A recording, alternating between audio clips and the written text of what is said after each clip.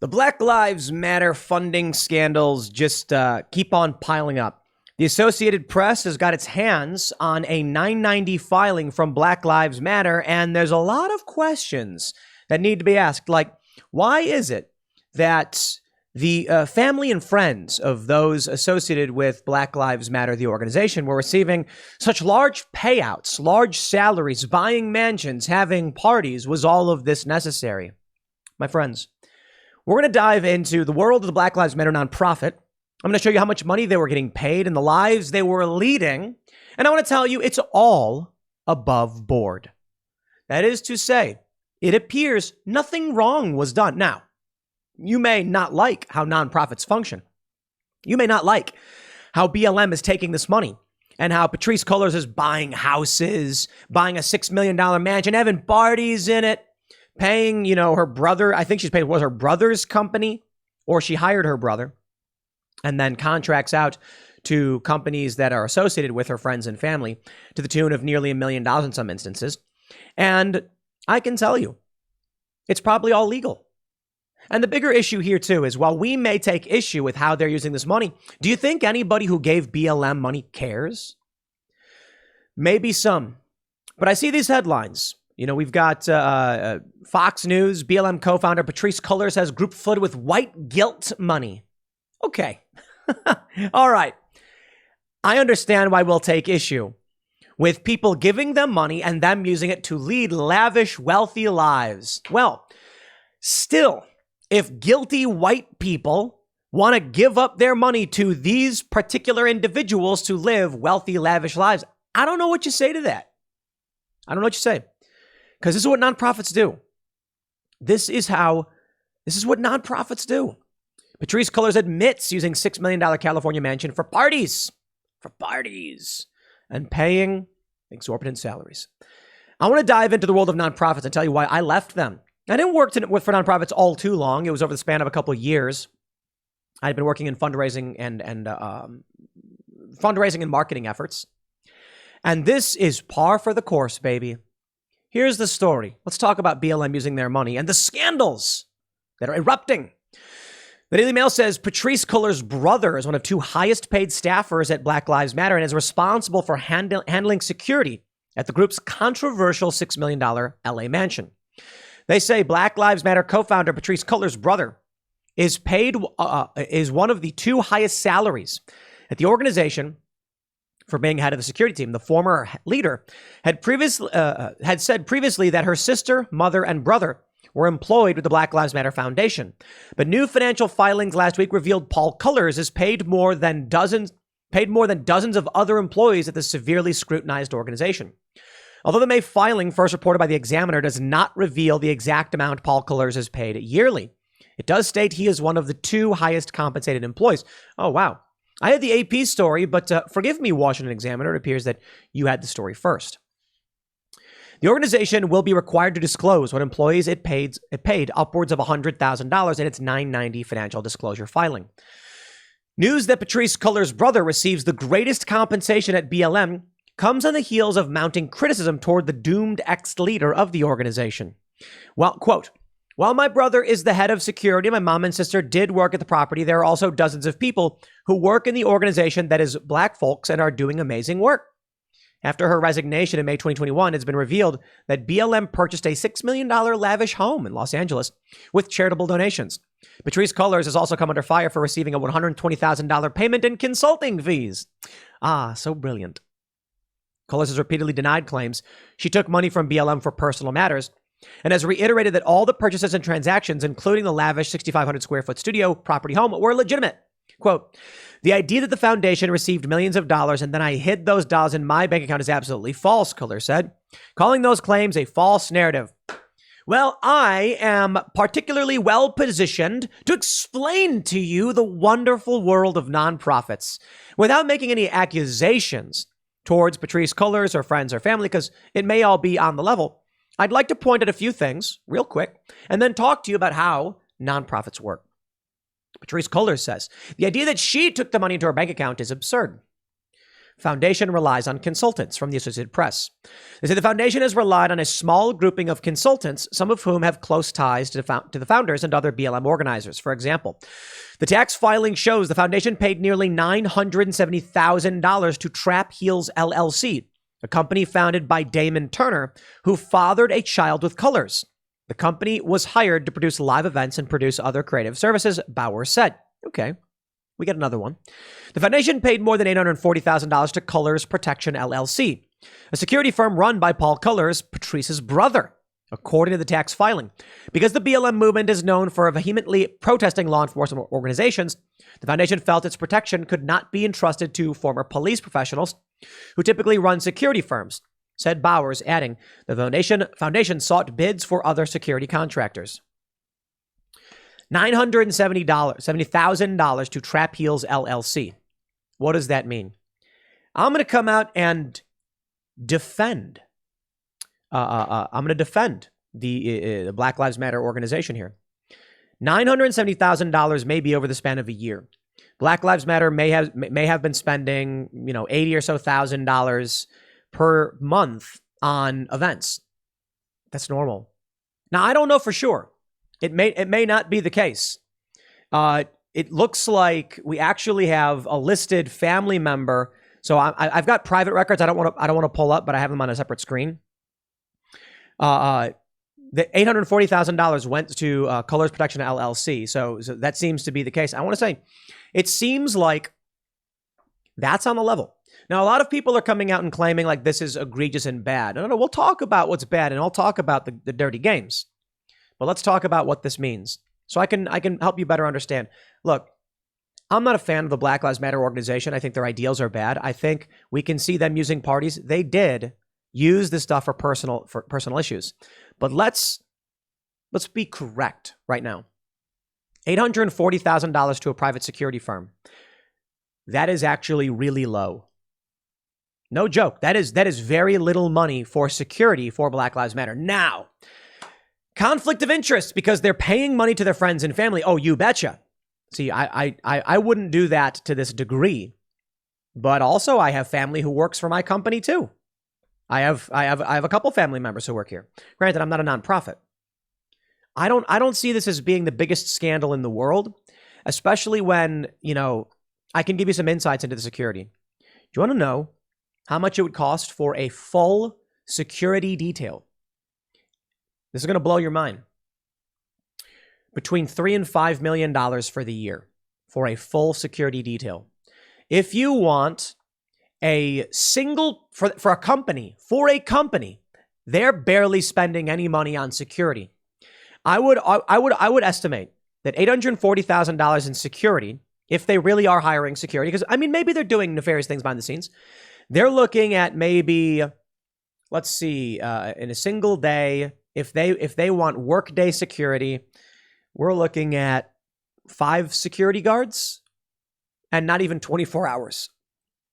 If they were going to do 24-hour detail, this would mean they had 2 guards for their property at all time. Makes sense, right? Just 2 guards, though. 2. So what? You got 1 guy at the gate, 1 guy at the door. Hey, look, man. Again, not a fan of how their ideologies or the things they do. Security ain't one of these issues. $970,000 to events. Again, I'm going to come out. I'll defend them. Apparently, they had, let me see if I can find it here in the Daily Mail, $150,000 for a November 2020 live stream of election night. Well, that's a lot of money. Now I have questions. So let me try and just slow down for a moment and explain. I've seen how nonprofits work. I think they're dirty. I think the security costs they paid are low relative to what I know about security. $150K for a live stream event. Here's what's happening. They've got money and they just want to spend it. That's the only reason you'd spend $150K on a live stream. No, I'm serious. So if you need cameras on a computer, let me break it down for you. How many cameras do you need? 2 or 3? Okay. You can get those for $800 to $1,000. Good 4K cameras that can live stream. So there's 3. A computer, $3,000 that can handle a live stream. Internet, well, depending on what kind of internet you're working with, it may only be a couple $100 per month, especially in a major market with massive infrastructure like LA. So we're looking at a live stream event, Let's just round up and say 5K. Staffing issues. All right, let's say you're going to pay your engineers $500 or $1,000 for the night. How do you get to $150,000? That's the issue I have. I want to point out, it may also include set design, which can be expensive, but $150,000 seems strange. Seems really strange because, look, these are huge numbers. You know, we're doing so much behind the scenes in terms of production. Music videos, movies, films. That number doesn't make sense. So I got questions. I do. Let's talk about, look what they've built. What are they doing with all this? Why do they have a dual property $6 million mansion, right? Two houses. Why do they have this big set? What are they doing? Why did they get an in-ground pool? Why buy this? If they're looking to produce content, why not buy in a more industrial setting like any other organization would do? I don't trust them. I think they're bad people. I think they're manipulators. I think they're relishing in money from white guilt, and they're living like kings off of America's white guilt. I think this is an ailment that our society is hurting, and these people are effectively leeching off of it. Now, that being said, if people want to give money to Black Lives Matter, they're going to. After this news comes out, I doubt you will find a large portion of those who gave being upset about any of this. In fact, they probably don't even know it happened, which is why the news reporting is important. Let's talk about the amount of money they're spending. So let me just reiterate this point. It's possible the money they're spending is all on the level in terms of security and infrastructure and doing live streams and things like that. I think it's a little exorbitant on the live stream end. I don't think they needed the mansion, but are they allowed to do it? That's their money. It was donated to them, right? Black Lives Matter co-founder Patrisse Cullors said the organization is awash with white guilt money. Cullors made the comment in an MSNBC podcast posted Monday afternoon in response to a question from host Tremaine Lee, who had asked if the organization's tsunami of flooding, what does that mean, was shocking, and if they had guardrails in place to ensure its cash was being directed in the proper ways. Yes, it was a major shock, Cullors said on the Into America podcast. It was also a lot of like, oh, wait, I did not see that coming. Contrary to what, has been reported, much of the funding that came in was from individual donors. Sounds right to me. That was a lot of white guilt money, Cullors continued. There's a lot of white folks being like, we just got to put the money. Okay. The same people who are going to advocate for reparations to force people who don't want to pay are also taking white guilt money and using it to lead wealthy, lavish lives. Incredible. Now, if Cullors herself was receiving exorbitant salaries, that would appear in the 990s, the tax filings for the nonprofit, because as they noted, anybody who makes more than 100,000, you got those are highly compensated individuals, and they get listed. But let me tell you how it works. I'm not going to accuse them of anything, but I've seen it in nonprofits. Here's what you do: you start a nonprofit, you start a corporation. You say, I take a small salary at the nonprofit. A humble $50,000 per year for the good work of insert cause. The nonprofit then raises millions of dollars. You then hire out your other LLC that employs you at $1 million a year salary. You see how that works? For all we know, Patrisse Cullors privately, how does she afford all these homes? For all we know, it's possible. She is a private employee at companies that work with the nonprofit. It's really that simple, man. Look, we want to start some nonprofits for Timcast. We did, and we're going through filing. It takes a long time. One is fact checking. One is building infrastructure. We're getting them all sorted. We haven't. I don't believe no one's taken any donations for them yet. We're waiting tax filing. I'm not going to take a salary from the nonprofit. I don't want to receive any money from it. And we are not, and we're going to have all our 990s. We're not highly compensating anyone. The only high compensation we might have to pay for is like building the website out. When I look at these nonprofits, I throw up in my mouth a little bit. Millions of dollars, just like buying all this crazy stuff and spending $150K on a live stream. We're never going to do that. The goal we have with the Truth in Media Foundation, someone, I didn't come up with that. Someone else told me that. Truth in Media, TIM. We're going to hire fact checkers, and they're going to independently fact check our content and many others. And look, we could use it here at Timcast for sure. We do a good job, but we're not perfect. We miss. And so the idea is that will improve our accuracy, because the fact checkers will just basically, as an external organization, we will pay them to fact check our articles. So Timcast will actually pay them. That will cover salaries for the fact checkers. The nonprofit will also take in donations. We're not going to give anybody $1 million. We're not going to give anybody hundreds of thousands of dollars. I'm fairly certain in our actual filing for it, we said no one's getting six figures. We're going to be hiring basic journalist jobs. They're going to get paid well, but their goal is going to be to do the work and do the fact checking. We'll never buy a mansion with it. If the nonprofit becomes large and starts receiving massive sums of money, we will create prizes to give to journalists. We will return that money to give it back to good journalism and probably like policy around free speech and accuracy in media. That's why it's a foundation. The Black Lives Matter built a big studio, spent all this money, and they're awash with cash. I mean, let me see. I think they have $42 million in assets. Yo! Part of me says, I get it, man. I don't know what they're supposed to do with all that money.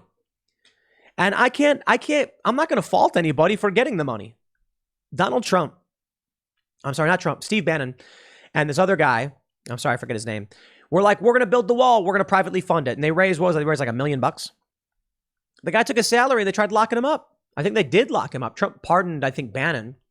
And my attitude is just like, do you think anybody who donated to build the wall cared that the dude was getting a salary? Of course not. It's the stupidest thing ever. I'll be careful about our nonprofit and just say that everything I'm saying is subject to change. We haven't launched it. We haven't hired anybody. We have these goals and we're just waiting on filing, which takes a long time. But this is how they get you. Dude said apparently with the build the wall thing that he wasn't going to take a salary. And then he ended up taking a salary and they're like, aha, you defrauded people. And it's kind of like, you can't change your mind. Like, what do? Do you issue a press release or a memo saying anybody who wants a refund is entitled to one, but we got to pay this guy a salary? Nobody who donated cared. Nobody who donated to Black Lives Matter. Okay, I'm speaking in generalities, not absolutes. The majority, I'm sure there are some people who care, but most people who donated to everything they did don't care they did it. Most people who heard they had a party don't care. Would you care if you donated to Donald Trump and he bought a filet mignon, medium well done with ketchup? Do you think, would you care? No. You'd be like, oh, okay, good for him. I donate, I support him. I like what he does. This is why I don't like nonprofits. I don't like the idea of people living exorbitantly wealthy lives off of this notion that they're doing public services, because they're not. They tend to lie to make money. I believe Black Lives Matter is just another ideological organization that manipulates the public to receive donations. They ended up, because of the branding, receiving tens of millions of dollars from the general public and people who are guilty. White guilt, as Patrisse Cullors says. Good for them, I guess. Part of me says, I wish the world wasn't this way. Part of me says people can give money to who they want to give money to. And if story after story keeps coming out about how they had parties or bought crazy properties or spending insane amounts of money on live productions, and people keep donating, well, okay. I suppose it's our task then to highlight this, show you the pictures and say, here's what they're doing with your money. Multiple properties privately owned by Patrisse Cullors. How does she afford that? What does she do externally? Perhaps she has another job. Perhaps there's a relation. I don't know. It doesn't seem like she's getting a large salary from Black Lives Matter. Take a look at this in-ground pool, brick surrounding it. Oh, wow. Beautiful. 6,500 square foot mansion. They built this set. What are they doing with it? Is there anything prominent? Yo, I'm going to tell you guys something. $42 million. They could buy, I think buying all of Times Square for one day is $3 million. I don't know why you would. It's not easy to coordinate because getting every ad agency, and you really couldn't do it because some of the ads are vinyl, like they're static ads that are made of vinyl. You can't just swap it out for a day. But what I mean to say is, They built this massive set. They have $42 million in assets. Why aren't they buying billboards? Why aren't they launching movies? Why aren't they making shows and buying airtime? What are they doing with all this money? We here at Timcast have substantially less money than that. But, well, I shouldn't say substantial less. We're doing really well, thanks to all of you guys. And, we're hiring people. We're trying to hire more people. We're trying to set up nonprofits. I do well for myself. We're also a private business. People who give money get something in return, but there is an element of a similarity between Timcast and Black Lives Matter in terms of donations, in terms of money received. A large portion of the people who give money to timcast.com do it to support the mission and the work we do. I'd like to say that we are much more efficient with that money, and we're actually producing. Pop Culture Crisis is now live at 3 p.m. every day. Go to youtube.com/popculturecrisis to watch live. Another live show. When you super chat on Pop Culture Crisis, money guns fire money at the hosts. And we're gonna set up a thing kind of like the chicken party meter to make it rain. When the meter fills up, it'll make it rain and like lights will flash and it'll spray the host with money. Because we're trying to make entertainment, culture building entertainment. Timcast IRL is much more serious, much more political and academic. Pop Culture Crisis is supposed to be more fun and silly. We're actively doing these things and we're hiring these people. I'm trying to do everything I can to utilize the funds for the mission. I was talking to our good friend Michael Malice, and I mean that quite literally. Often it's a half joke, but no, Michael's rad. And I was like, what can we do? And so we're talking about culture jamming as marketing with crazy ideas. I wish we had $42 million in assets. Yo! I'll also tell you this. I suppose I got to keep some of the details private, but I wouldn't use donations to buy a $6 million mansion in Los Angeles. One of the reasons we moved out to West Virginia was because we want to be responsible with the money that we have. Property is substantially cheaper and larger. We want to create opportunity for those who have similar values to us on personal liberty, personal responsibility and liberty. So I'm like, West Virginia. I don't want to go to Austin. I don't want to go and funnel money into these big lefty centers. I want to bring economic prosperity to the regions where people are more likely to agree with live and let live and leave me alone. So we'll go here. We've got a lot going on behind the scenes. I don't know. I wanted to talk about this because I kind of wanted to defend Black Lives Matter, to be completely honest, as much as I don't like them. And I wanted to point out, this is what nonprofits do. This is what big business is. Everything they're doing. Name a nonprofit. So I can't look at them and say anything other than politics has fueled the wealthy lives of these people. Good for them, I suppose. Ain't nobody complaining, are they? Unless you're one of those people who did donate and you're upset this is what they did with your money, because maybe you would be. Maybe you would be. That's why I'm like, I much prefer the private business model for timcast.com. Look, you become a member at Timcast, you are supporting us and the mission, but we're giving you something in exchange for it. So, we pay taxes and all that stuff. Unlike the nonprofit that doesn't, and then they use it for whatever. More scandals likely will arise as more information comes out about their money. But I think the big story here for most people is if you don't like BLM, you're going to be mad about it. And I think if you're going to be honest, you're going to be like, welcome to the world of nonprofits. Nobody on the left really cares.